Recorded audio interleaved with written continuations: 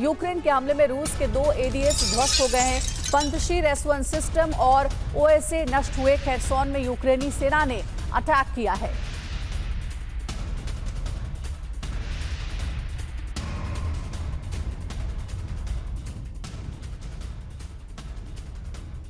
तो Donald Trump की शपथ में अब 2 हफ्ते का वक्त बचा है। ऐसे में पुतिन सेना ने यूक्रेन पर हमले तेज कर दिए हैं। इस वक्त रूस डोनेट्स्क से लेकर चेर्निहिव तक बारूद बरसा रहा है। दरअसल ट्रंप की शपथ से पहले पुतिन ने एक निश्चित इलाके पर कब्जे का लक्ष्य तय किया है। इसके लिए पुतिन ने ऑपरेशन 20 शुरू कर दिया है। क्रेमलिन की तरफ से सभी रूसी कमांडर्स को इससे जुड़ी डिटेल भेज दी गई है। साथ ही सख्त निर्देश भी दिए गए हैं कि ट्रंप की शपथ से पहले ऑपरेशन 20 को पूरा करना जरूरी है। सवाल है कि पुतिन का ऑपरेशन 20 क्या है और कैसे पुतिन इसके जरिए नाटो और ज़ेलेंस्की को घेरने की तैयारी में है। देखिए रिपोर्ट। ये कुराखोव की रणभूमि से आई सबसे ताजा तस्वीरें हैं। डोनेट्स्क में मौजूद इस शहर की 1-1 इंच जमीन पर अब रूस का कब्जा हो चुका है। 24 घंटे पहले रूस ने कुराखोव के पश्चिमी हिस्से पर भी रूसी झंडा लहरा दिया, जिसके बाद अब शहर से यूक्रेनी झंडे हटाए जा रहे हैं।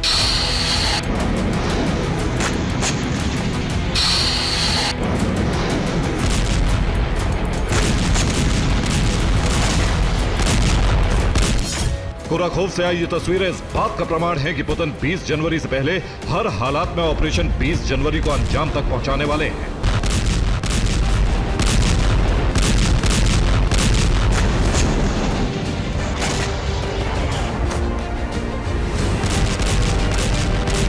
पुतिन का ये ऑपरेशन क्या है वो आपको आगे बताएंगे, लेकिन उससे पहले इस ऑपरेशन का लक्ष्य जान लीजिए। पुतिन के इस ऑपरेशन के 2 लक्ष्य हैं। लक्ष्य नंबर 1, यूक्रेन को 2 हिस्सों में विभाजित करना।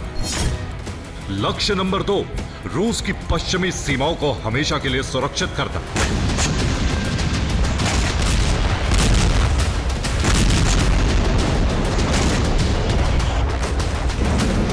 यही वजह है कि बीते कुछ वक्त से रूस रोजाना यूक्रेन पर बड़े हमले कर रहा है।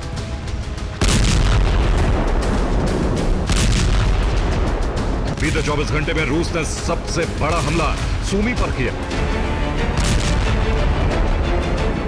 रात के वक्त रूस ने यहां ताबड़तोड़ मिसाइलें दागी। दावा है कि रूस की मिसाइलों का टारगेट सूमी के रिहायशी इलाके थे।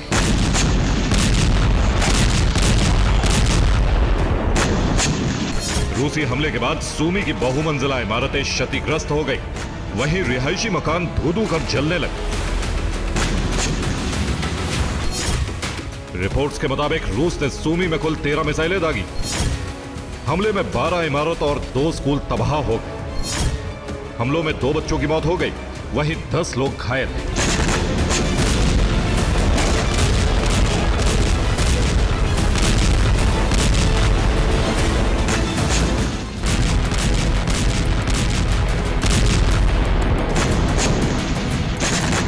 ये डोनेट्स्क में मौजूद क्रामातोर्स्क की तस्वीरें हैं, जहां रूसी सेना ने यूक्रेन के एक T-72 टैंक को ध्वस्त कर दिया है।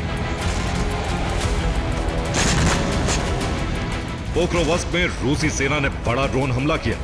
FPV ड्रोन से हमला कर यहां यूक्रेन की कई तोप और इन्फेंट्री व्हीकल तबाह कर दिए गए।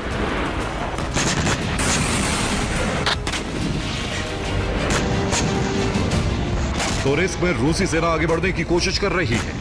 ऐसे में फ्रंट लाइन पर T-30 होवित्जर से हमले किए जा रहे हैं। दरअसल 20 जनवरी को ट्रंप की शपथ से पहले पुतिन ने एक निश्चित इलाके पर कब्जे का टारगेट तय किया है, ताकि अगर वो बातचीत की टेबल पर आते हैं तो युद्ध विराम की शर्तें खुद तय कर सकें। लेकिन सवाल है कि पुतिन का ये टारगेट क्या है, वो भी आपको बताते हैं। और अब आपको बताते हैं कि पुतिन का प्लान 20 जनवरी क्या है। यूक्रेन के मैप पर नीले रंग से दिख रहा ये वो हिस्सा है जिस पर इस वक्त रूस का कब्जा है। मेलिटोपोल और मारियोपोल जैसे प्रमुख शहरों पर रूस संपूर्ण कब्जा कर चुका है। वहीं खेरसोन, डोनेट्स्क और लुहांस्क ओब्लास्ट के कई शहर इस वक्त रूस के कब्जे में हैं। रूस की कोशिश यहां एक एक इंच जमीन पर कब्जा करने की है। वहीं पीले रंग वाले हिस्से में इस वक्त जबरदस्त जंग जारी है। ज़ैपोरिज़िया, खार्किव और सुमी से लेकर चेर्निहिव तक रूस कब्जे की कोशिश कर रहा है। यहाँ रूस की ग्राउंड और एयरफोर्स दोनों एक्टिव है। इधर ओडेसा में भी रूसी सेना लगातार हमले कर रही है। यहाँ ड्रोन दागे जा रहे हैं। रूस काला सागर से लगते इस इलाके पर भी कब्जा करना चाहता है। दरअसल पुतिन ने अपने सैनिकों को 20 जनवरी से पहले इस पूरे इलाके पर कब्जे का आदेश दिया है ताकि उन्हें सीज फायर के लिए हाँ करनी भी पड़े। तब भी रूसी बॉर्डर से लगती यूक्रेनी जमीन का एक एक इंच हिस्सा रूसी कब्जे में होगा और नाटो सीधा रूस के बॉर्डर तक कभी नहीं पहुंच सकेगा।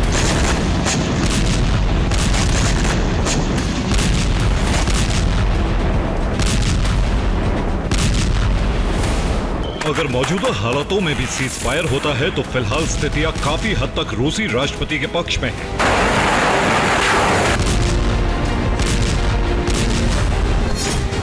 यूक्रेन के करीब 200 किलोमीटर अंदर तक रूसी सेना पहुंच चुकी है। 2024 में रूस ने यूक्रेन की 3600 वर्ग किलोमीटर जमीन पर कब्जा कर लिया है। रूस ने सबसे ज्यादा जमीन नवंबर में कब्जा की थी। तब रूस ने करीब 610 वर्ग किलोमीटर इलाके पर कब्जा किया था।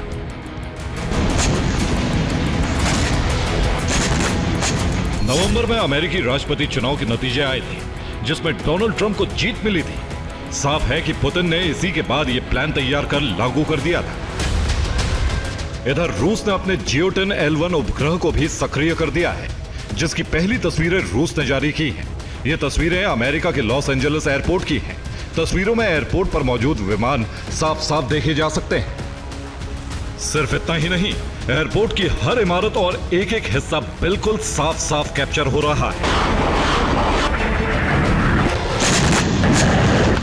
दरअसल ट्रंप की शपथ में अब महज 14 दिन बचे हैं और फिलहाल कब्जे के लिए एक बड़ा क्षेत्र बाकी है। माना जा रहा है कि इसीलिए पुतिन ने जियोटिन L1 उपग्रह को एक्टिवेट किया है।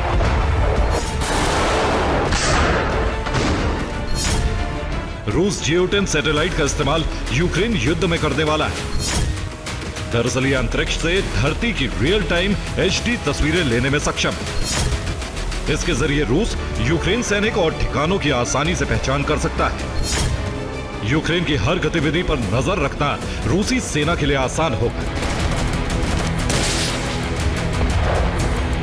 एक तरफ पुतिन अपने प्लान पर आगे बढ़ रहे हैं तो यूक्रेन की कोशिश हर हाल में रूस को आगे बढ़ने से रोकने की है। यूक्रेन अब जंग में ड्रोन का इस्तेमाल बढ़ाने वाला है। अलेक्जेंडर सिसरकी ने अपने एक बयान में कहा, रूसी सेना ने स्ट्राइक ड्रोन का इस्तेमाल बढ़ा दिया है जिससे सेना को मूवमेंट के दौरान बड़ा खतरा है। हम आत्मघाती ड्रोन का इस्तेमाल बढ़ाने की तैयारी में हैं।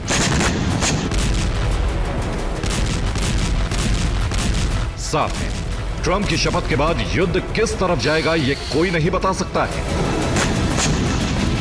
लेकिन इतना है कि 20 जनवरी से पहले यूक्रेन की जमीन पर इतना बारूद बरसने वाला है जितना पहले कभी नहीं बरसा। Bureau report, TV9 Bharatvarsh. और एक और बड़ी खबर है, कीव में रूसी जासूस गिरफ्तार। यूक्रेन की खुफिया एजेंसी का दावा है यूक्रेनी सेना पर हमले की थी साजिश। तो यूक्रेन की खुफिया एजेंसी ने दावा किया है, जानकारी जो सामने आ रही है कि यूक्रेनी सेना पर हमले की एक बड़ी साजिश के बारे में पता चला है।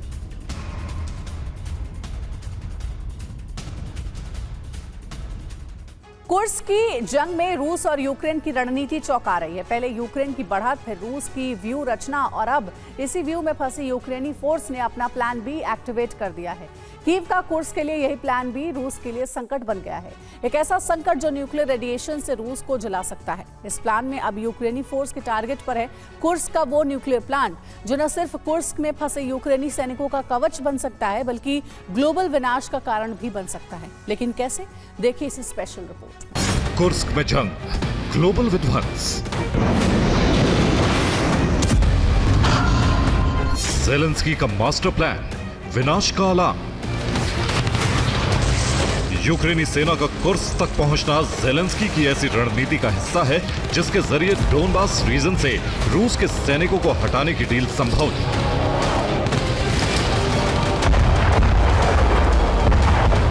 लेकिन सूमी सुत्जा के रास्ते कुर्स्क तक पहुंचने की इस रणनीति को पुतिन ने पलट दिया।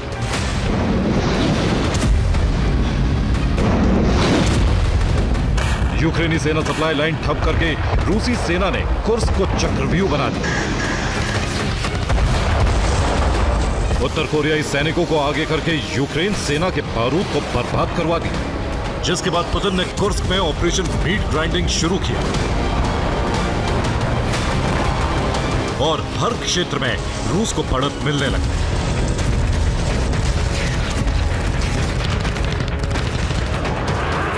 रूस के घातक हमलों से कुर्स्क में फंसी यूक्रेनी सेना के पास सैनिकों की कमी के साथ साथ हथियारों का टोटा हो गया और यूक्रेनी ब्रिगेड अलग अलग हिस्सों में बंटकर टुकड़ियां बनी। लेकिन इसका मतलब यह नहीं था कि यूक्रेन फोर्स प्लान बी के साथ नहीं आई थी। प्लान बी उनके पास पहले ही था और वही प्लान अब एक्टिव हुआ है।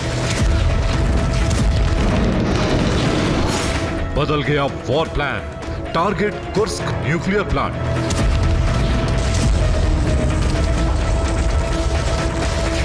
यूक्रेन की कुर्स्क की जंग में जीत की उम्मीद टूटी जरूर है, लेकिन रणनीति कमजोर नहीं है।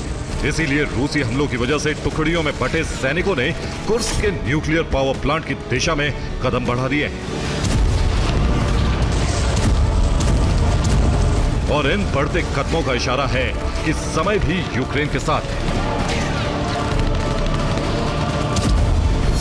ये 4 तस्वीरें हम आपको दिखा रहे हैं, जिसमें पहली तस्वीर में यूक्रेनी सेना का काफिला नजर आ रहा है। ये काफिला तेजी से कुर्स्क के कर्चतोव की तरफ बढ़ रहा है। ये वही क्षेत्र है जहां न्यूक्लियर प्लांट है। दूसरी तस्वीर बोल्चो-सोल्टकोई की, जहां यूक्रेनी सैनिकों के बख्तरबंद वाहन दिख रहे हैं और ये वाहन इलेक्ट्रॉनिक युद्ध सिस्टम के साथ है जो न्यूक्लियर प्लांट की तरफ बढ़ रहे हैं। तीसरी तस्वीर में यूक्रेनी सेना के हमले आप देख सकते हैं, जिसमें रूस के BMD-4M ध्वस्त कर दिया गया है। और चौथी तस्वीर में आप देख सकते हैं कि कुर्स्क के न्यूक्लियर प्लांट पर कब्जे के लिए कुछ ऐसे हथियार बाकी हैं जो रूसी ड्रोन्स के सिग्नल ब्लॉक कर सकते हैं। ये उसका एक उदाहरण है। मतलब है कि यूक्रेनी सेना इस बार ऐसी बढ़त बनाने की दिशा में आगे बढ़ रही है जो रूस के लिए अब तक का सबसे बड़ा झटका साबित होगा, क्योंकि यूक्रेनी सेना कुर्स्क न्यूक्लियर पावर प्लांट पर कब्जा करती है तो फिर रूस के लिए हमला नामुमकिन हो जाएगा। और अगर अपने ही पावर प्लांट पर रूसी फोर्स हमला करती है तो दोहरे नुकसान के रूप में पहले तो अपने ही देश में रेडिएशन का सामना करना होगा, तो वहीं IAEA इसे न्यूक्लियर हमला घोषित कर सकता है। न्यूक्लियर प्लांट पर हमले की दशा में दुनिया में नए न्यूक्लियर युद्ध की शुरुआत का कारण रूस बन जाएगा।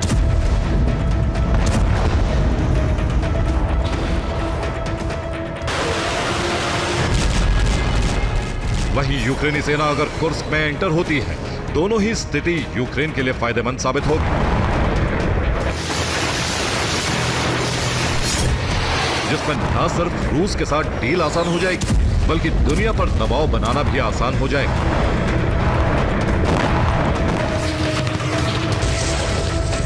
लेकिन इस दिशा में प्रगति क्या है और स्थिति कैसे बनाने की कोशिश हो रही है, पहले इसे समझ लीजिए।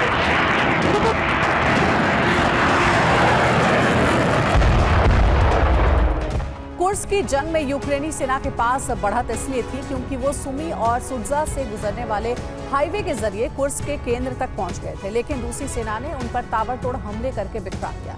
लेकिन अब कुर्स्क में मौजूद यूक्रेनी सैनिकों ने प्लान बी के तहत कुर्स्क के न्यूक्लियर पावर प्लांट की तरफ कूच किया है, जिससे रूसी सेना के सामने नया संकट खड़ा हो गया है, क्योंकि वो प्लांट तक पहुंचे तो मुश्किलें और बढ़ जाएंगी। ये मुश्किल क्या होगी, इसे ज़ैपोरिज़िया के न्यूक्लियर प्लांट पर हुए रूस के कब्जे की स्थिति से समझ लीजिए, जो एक जैसी होगी। जैसे यूक्रेन के लिए ज़ैपोरिज़िया प्लांट पर हमला मुश्किल है, वैसे ही रूस के लिए भी यूक्रेनी सेना पर हमला मुश्किल हो जाएगा, क्योंकि ज़ैपोरिज़िया पर यूक्रेन के हमले का मतलब है अपने ही देश में रेडिएशन का खतरा। ठीक ऐसा ही नुकसान रूस को होगा। इसलिए ज़ैपोरिज़िया से रूसी सेना को हटाना यूक्रेन की प्राथमिकताओं में आज भी एक है, और यही स्थिति यूक्रेन ने बनाई तो रूस फंस जाएगा। यहाँ तक कि रूस को ज़ैपोरिज़िया न्यूक्लियर प्लांट भी छोड़ना पड़ जाएगा, क्योंकि यूक्रेन दबाव बनाने की स्थिति में होगा।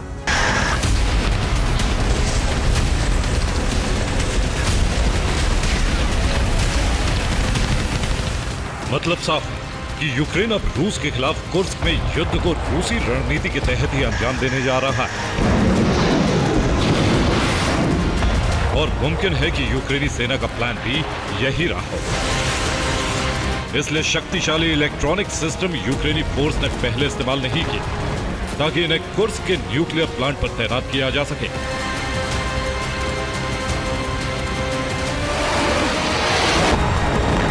लेकिन वहां तक पहुंचने से पहले उन्हें रूसी सेना का भी सामना करता है, जिसमें उन्हें नुकसान भी हो रहा है। लेकिन मकसद अब साफ है, भले कितना ही नुकसान क्यों ना उठाना पड़े, क्योंकि एक बार कामयाबी मिल गई तो ज़ेलेंस्की बिना नाटो की मदद लिए पुतिन से डील कर पाएंगे। लुहांस्क और डोनेट्स्क रीजन की ऑटोनॉमस मान्यता रद्द करवा पाएंगे। रूसी सेना को डोनबास रीजन से बाहर निकलवा सकते हैं। यहां तक कि क्रीमिया को भी रूस से छीन सकते हैं।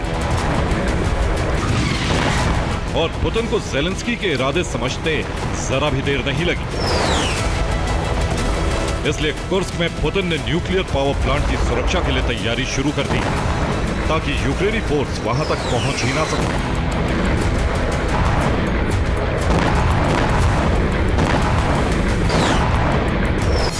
और रूस की इस रणनीति का साक्षात्कार इन तस्वीरों में देखिए, जिसमें पहली तस्वीर यूक्रेन के आत्मघाती हमले की है, लेकिन रूसी फोर्स ने उसे नाकाम कर दिया।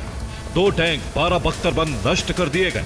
ऐसे ही रोज ग्वार्डिया फोर्स ने कुर्स्क में यूक्रेनी सेना के टैंक और इंजीनियरिंग वाहनों को ध्वस्त कर दिया। इसके अलावा 34वीं ब्रिगेड ने कुर्स्क के मोर्चे पर यूक्रेनी सेना के फाइटिंग व्हीकल समेत पैदल सेना को नष्ट कर दिया।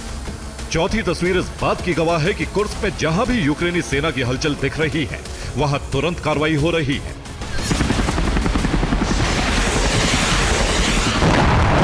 अब प्रश्न यह है कि रणनीति बदली क्यों?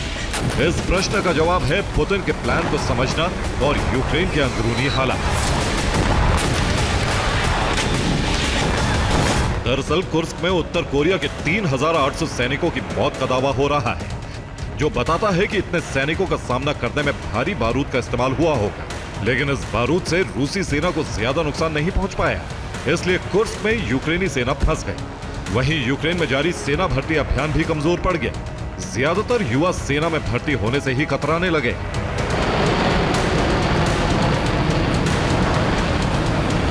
हालात ये है कि यूक्रेन में 25 की जगह 18 साल के सैनिकों की भर्ती हुई है, जिन्हें रूस के खिलाफ युद्ध के मुहाने पर तैनाती दी गई। लेकिन ये युवा तैनाती का विरोध कर रहे हैं। इस बगावत की बात तब सामने आई जब आक्रामक हुए युवाओं पर भर्ती अधिकारियों ने ही केमिकल स्प्रे का इस्तेमाल किया।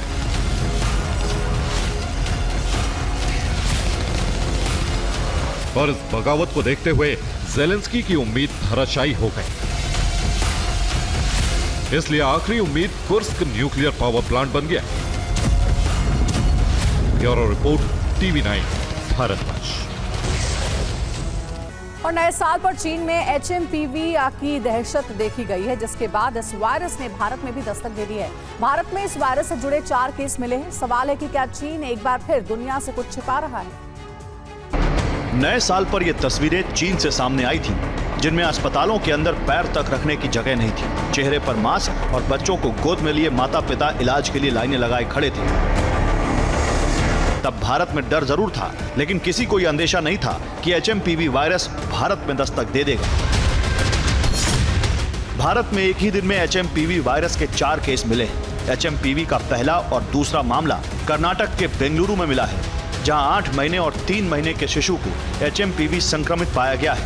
अहमदाबाद में 3 महीने के शिशु में HMPV वायरस मिला है। कोलकाता में एक 5 महीने के मासूम में यह वायरस पाया गया है। अहमदाबाद और कोलकाता में बच्चों को इलाज के बाद छुट्टी दे दी गई है। हैरानी की बात है कि HMPV वायरस के पहले 4 मामलों में संक्रमित 1 साल से भी कम के हैं। यानी अब तक चीन के नए वायरस ने जिन्हें अपना शिकार बनाया है, वो सभी छोटे बच्चे हैं। इससे पहले जो रिपोर्ट्स सामने आई थी, उन रिपोर्ट्स में भी दावा किया गया कि इस वायरस के आसान शिकार छोटे बच्चे और बुजुर्ग हैं। HMPV को लेकर आई रिपोर्ट्स के मुताबिक ये वायरस 2 साल से कम उम्र के बच्चों और 65 साल से ज्यादा के बुजुर्गों के लिए अधिक घातक है। इधर भारत में मिले इस वायरस के मामलों को लेकर केंद्रीय स्वास्थ्य मंत्रालय अलर्ट हो गया है। केंद्रीय स्वास्थ्य मंत्रालय ने एक बैठक की है। WHO से इस वायरस पर अपडेट मांगा गया है। दिल्ली सरकार ने अस्पतालों से सार्स की बीमारी से जुड़े सभी नए केसों की रिपोर्ट मांगी है। महाराष्ट्र स्वास्थ्य मंत्रालय अगले 2 दिन में HMPV पर हाई लेवल मीटिंग करने वाला है। दरअसल 5 साल पहले कोरोना वायरस का पहला मामला भी इसी तरह केरल में मिला था, जिसके बाद देखते ही देखते ये वायरस पूरे भारत में फैल गया। ऐसे में केंद्र और राज्य सरकारों ने पहले से ही जरूरी कदम उठाने शुरू कर दिए हैं। डोनबास में रूसी सेना को सफलता मिली है। जंग में यूक्रेन के 80% सैनिक मारे गए हैं। वहीं कुराखोव शहर पर रूस का नियंत्रण हो गया है।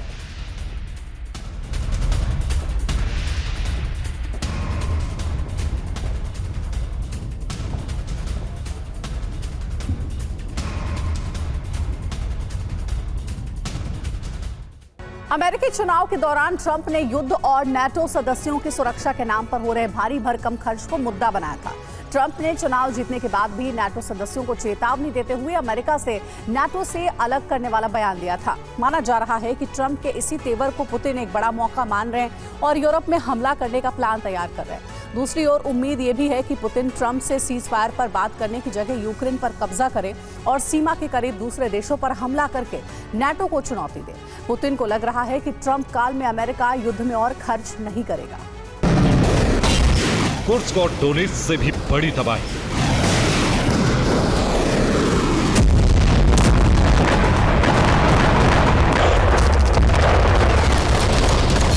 यूक्रेन से भी बड़ा सैनिकों का संघार। इस्कंदर, किंजल जैसे मिसाइलों की बरसात।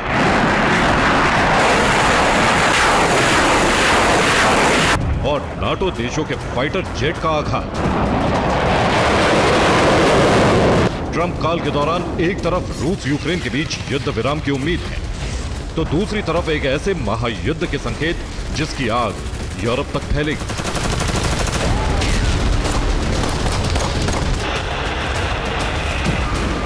संकेत आ चुका है। क्रेमलिन के प्रवक्ता के मुताबिक पुतिन ट्रंप से मुलाकात नहीं करने वाले हैं। पुतिन जर्मन चांसलर से भी नहीं मिलेंगे। पुतिन का फिलहाल ऐसा कोई कार्यक्रम नहीं है।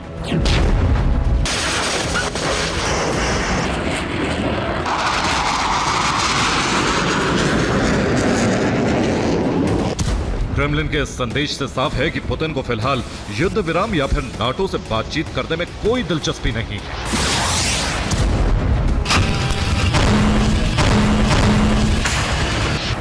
वॉर एक्सपर्ट्स के मुताबिक ट्रंप काल के भविष्य को लेकर कई दावे किए जा रहे हैं, जिसमें से एक दावा यह भी है कि ट्रंप अमेरिका को नाटो से अलग कर सकते हैं। ट्रंप नाटो को लेकर अपनी नीति बदल सकते हैं। ट्रंप नाटो देशों से अमेरिकी सेना और हथियार हटा सकते हैं। यह दावा ऐसे ही नहीं किया जा रहा है। ट्रंप ने चुनाव जीतने के बाद खुद ही एक इंटरव्यू में यह बात कही थी। अगर सदस्य देश अपने वित्तीय दायित्वों को पूरा नहीं करते हैं तो नाटो से अलग होने पर बिल्कुल विचार करेंगे। ट्रंप किन आर्थिक दायित्वों की बात कर रहे हैं ये भी आपको बताएंगे, लेकिन पहले जान लीजिए कि पुतिन इसे एक बड़े मौके की तरह देख रहे हैं, तो दूसरी तरफ नाटो देशों में खलबली मची। एक तरफ क्रेमलिन का बयान है पुतिन जर्मन चांसलर शोल्ज से नहीं मिलने वाले हैं। दूसरी तरफ कुछ दिन पहले क्रेमलिन ने कहा कि पुतिन ईरान के राष्ट्रपति से मिलने वाले हैं। क्रेमलिन से अब खबर आई है कि पुतिन का ट्रंप से मिलने का कोई कार्यक्रम नहीं है, लेकिन कुछ दिन पहले ही तय हो चुका है कि 2025 में पुतिन शी जिनपिंग से मिलने वाले हैं।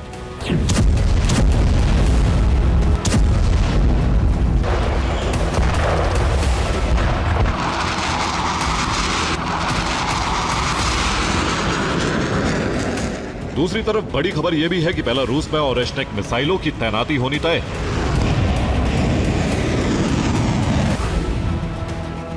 बेलारूस में रूस के परमाणु हथियार पहले से तैनात हैं।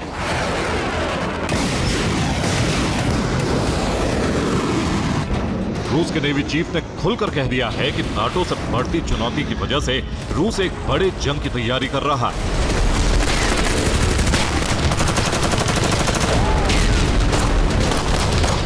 रूस की नेवी लगातार खुद को मजबूत कर रही है।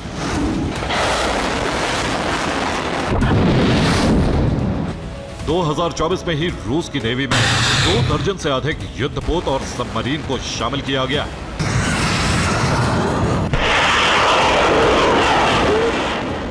रूस में नेटो से आर पार की तैयारी चल रही है। रूसी नेवी चीफ के मुताबिक 2024 में रूस की नौसेना में कई पनडुब्बी समेत कुल 30 युद्धपोत शामिल किए गए हैं। रूसी नेवी को एक डीजल इलेक्ट्रिक पनडुब्बी भी मिली है।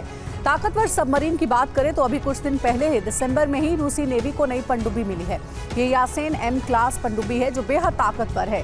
यासेन एम क्लास की परमाणु पनडुब्बी की संख्या अब 4 हो गई है। रूसी नेवी के पास कई और परमाणु पनडुब्बी हैं जिनमें सेवेरोडविंस्क और कजान क्रास्नोयार्स्क भी शामिल है। ये पनडुब्बी ओनिक्स मिसाइल और कैलिबर PL जैसी क्रूज मिसाइल से लैस है।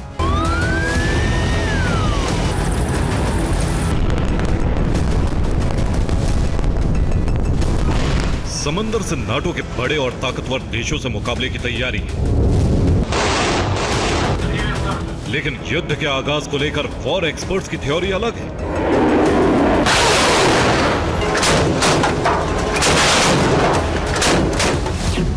दावा किया जाता है कि पुतिन छोटे छोटे देशों से युद्ध का आगाज करने जा रहे हैं। रूस की सीमा से लगे पूर्वी यूरोप के देशों से जंग की शुरुआत होगी। रूस की सेना ने अपनी सीमा के करीब से ही नाटो को चुनौती देने का फैसला किया है।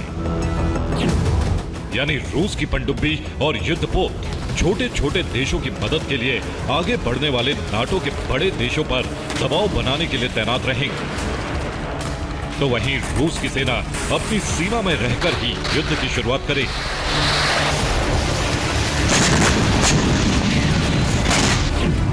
रूस की सीमाएं Ukraine, Belarus, Lithuania, Latvia, Estonia और फिनलैंड से मिलती हैं। यानी फिनलैंड और रूस के बीच कोई बफर जोन नहीं है, सीधे सीधे रूस का पड़ोसी देश है। कुछ रिपोर्ट में दावा है कि फिलहाल रूस की सेना फिनलैंड और एस्टोनिया में हमले की तैयारी कर रही है। पुतिन को लग रहा है कि ट्रंप यूरोप के छोटे देशों में युद्ध में दखल नहीं देंगे। ट्रंप नाटो से पल्ला झाड़ने की बात चुनाव जीतने के बाद क्यों कर रहे हैं, यह आपको अब बताते हैं। अमेरिका ने यूक्रेन में भारी भरकम खर्च किया है। छोटे बाल्टिक देशों की सुरक्षा पर भी बहुत खर्च किया जा रहा है। लेकिन ट्रंप ने इसे चुनाव में मुद्दा बनाया था। आप सोच रहे होंगे कि ट्रंप किस बिल की बात कर रहे हैं। ट्रंप नाटो सदस्यों से किस बात पर नाराज है। नाटो में अमेरिका सबसे शक्तिशाली देश है, लेकिन नाटो संगठन बनने के बाद इसके सैन्य अभियान और सिविल अभियान के लिए सभी देशों को फंड देना होता है। इसके नियम के मुताबिक हर सदस्य को अपने देश की जीडीपी के लिहाज से सुरक्षा के लिए 2% देने का नियम है। अमेरिका और जर्मनी नाटो के मिलिट्री बजट में सबसे अधिक योगदान देते हैं। कुल फंड का 30% से भी अधिक हिस्सा अमेरिका और जर्मनी के खाते से आता है। इसके अलावा ब्रिटेन नाटो के मिलिट्री बजट का 11% के करीब, तो फ्रांस 10.5% और इटली 9% के लगभग खर्च उठाता है। यानी सिर्फ 5 देश ही नाटो के लिए खर्च कर रहे हैं, बाकी सभी देशों का योगदान बेहद कम है। ट्रंप इस महाघाटे वाले गठबंधन के खिलाफ हो गए हैं, जिसे पुतिन नाटो पर हमले के लिए बड़ा मौका मान रहे हैं और युद्ध की तैयारी कर रहे हैं।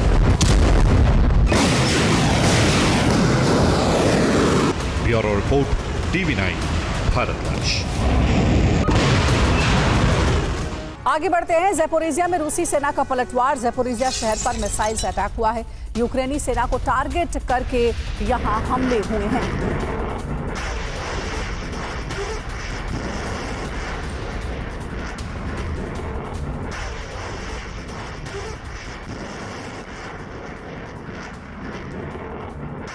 रूस यूक्रेन युद्ध में अब ज़ैपोरिज़िया एपिसेंटर बन चुका है, जहां जबरदस्त घमासान जारी है।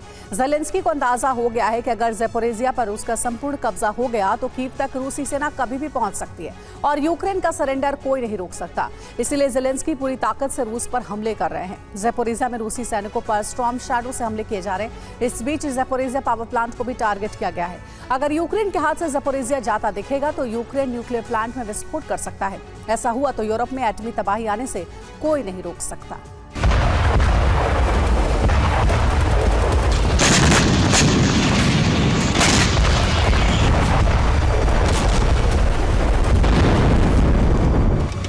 पूरा डोनबास ज़ेलेंस्की के हाथ से निकलने वाला है। अब ज़ेपोरिज़िया की बारी है।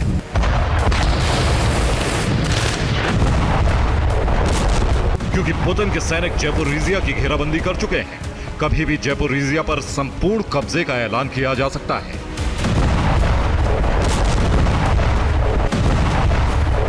इस बीच ज़ेलेंस्की ने ज़ेपोरिज़िया को बचाने के लिए आखिरी प्रयास शुरू कर दिया है, लेकिन यूक्रेनी सेना के सामने कई बड़े चैलेंज हैं। बिना हाईटेक हथियारों के रूसी सेना का सामना कैसे करें? ज़ेपोरिज़िया पर हो रही रूस की एयर स्ट्राइक से कैसे बचा जाए? ज़ेपोरिज़िया में रूस के कब्जे में आई यूक्रेनी पोस्ट कैसे आजाद कराएं? और इस सबसे बड़ा चैलेंज है कि ज़ेपोरिज़िया में घुसी रूसी सेना को कैसे वापस डोनबास की तरफ खदेड़। ज़ेपोरिज़िया बचाने के लिए ज़ेलेंस्की ने नया ब्लूप्रिंट बनाया है, जिसके जरिए भारी तबाही की तैयारी है। अगर ज़ेपोरिज़िया पर रूस ने कब्जा कर लिया तो पूरे दक्षिण पूर्वी यूक्रेन में रूस का झंडा लहराने से कोई नहीं रोक सकता। पहले खार्किव, फिर डोनेत्स्क, आगे लुहांस्क और अब ज़ेपोरिज़िया। इसी पैटर्न पर रूसी सैनिक आगे बढ़ रहे हैं, यानी अब ज़ेपोरिज़िया की बारी।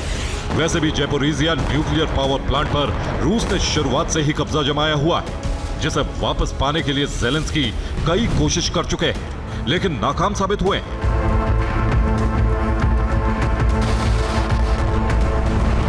इसलिए इस बार ज़ेलेंस्की ने जो प्लान बनाया है उसमें नाटो से मिले हाईटेक हथियारों का इस्तेमाल किया जाएगा।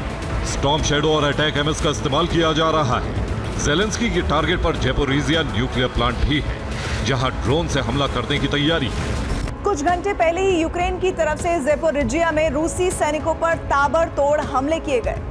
यूक्रेन के हमले में एक रूस के टॉप कमांडर की मौत हो गई, जबकि कई सैनिक घायल हो गए। ज़ेलेंस्की से हमले पर रूस की तरफ से पलटवार किया जा रहा है। इस बीच ज़ेपोरिज़िया पावर प्लांट की सुरक्षा बढ़ा दी गई है, क्योंकि ज़ेलेंस्की के टारगेट पर एटमी प्लांट है। सोचिए अगर पावर प्लांट पर हमला हो गया तो कितनी भारी तबाही हो सकती है। हालांकि रूस की तैयारी पूरी है। हालात ऐसे हैं कि ज़ेलेंस्की के सैनिक कई इलाकों से पीछे हटने लगे। अगर यूक्रेन रूस के हमले रोकने में कामयाब नहीं हुआ तो ज़ेपोरिज़िया की स्थिति भी बाख्मुत और मारियुपोल जैसी हो सकती है, क्योंकि रूस इन इलाकों पर अपना झंडा लहरा चुका है। बाख्मुत शहर में अब कुछ ही इमारतें बची हैं, जबकि मारियुपोल में भी भारी तबाही हुई है। अब ज़ेपोरिज़िया का नंबर आ चुका है। दरअसल रूस इस बात का इंतजार कर रहा है, एक बार यूक्रेन के हथियार खत्म हो जाए तो रूस पूरा कब्जा करने के लिए आगे बढ़े। वैसे भी यूक्रेन के सामने हथियारों की कमी का संकट है। अभी सिर्फ फ्रांस, ब्रिटेन, जर्मनी और डेनमार्क से ही हथियार मिल रहे हैं।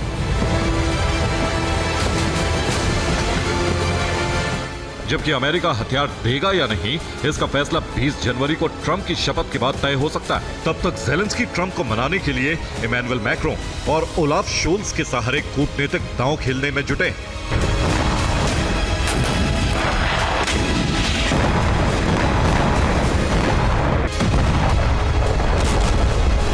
बाख्मुत, मारियुपोल जैसी तबाही से बचने के लिए ज़ेलेंस्की ने ज़ेपोरिज़िया में काउंटर अटैक शुरू कर दिया है। एक तरफ स्टॉर्म शैडो और अटैक एमएस से हमले किए जा रहे हैं, दूसरी तरफ ज़ेपोरिज़िया न्यूक्लियर पावर प्लांट को टारगेट किया जा रहा है। इसके लिए ज़ेपोरिज़िया न्यूक्लियर प्लांट के रिएक्टर हॉल सिम्युलेटर पर हमले के लिए यूक्रेन ने ड्रोन लॉन्च किए, जबकि नाटो से उसे सीक्रेट हथियारों की खेप भी जल्द मिलने वाली है। यानी ज़ेलेंस्की ज़ेपोरिज़िया बचाने के लिए पूरी ताकत लगा रहे हैं, लेकिन न्यूक्लियर प्लांट पर हमला करके रूसी सैनिकों को मारने का भी ब्लूप्रिंट है। इस बीच क्रेमलिन की तरफ से कहा गया है, परमाणु संयंत्र पर यूक्रेनी हमले संयुक्त राष्ट्र सुरक्षा परिषद में अंतर्राष्ट्रीय परमाणु ऊर्जा एजेंसी द्वारा स्थापित परमाणु सुरक्षा के सिद्धांतों का सीधा उल्लंघन है। यानी ज़ेलेंस्की पूरी तरह से तैयार है कि अगर ज़ेपोरिज़िया हाथ से गया तो न्यूक्लियर प्लांट ध्वस्त कर दिया जाएगा। सोचिए अगर प्लांट पर हमला हुआ तो रेडिएशन कई किलोमीटर दूर तक फैल जाएगा, जिससे हजारों लोगों की मौत हो सकती है और उसका असर सालों साल रह सकता है।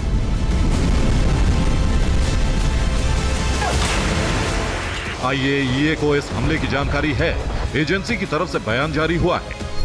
संयंत्र के क्षेत्र में सैन्य गतिविधि की तीव्रता बढ़ी है, जिसमें साइट से अलग अलग दूरी पर कई विस्फोट शामिल हैं। पिछले 24 घंटों में हमले बढ़े हैं। अभी 2 विस्फोट बताए जा रहे हैं जो प्लांट के बाहरी हिस्से के पास हुए। हालांकि सिम्युलेटर कंपाउंड को हमले में नुकसान नहीं हुआ है, लेकिन विस्फोट सिर्फ थोड़ी ही दूर था, यानी यूक्रेन कभी भी तबाही ला सकता है।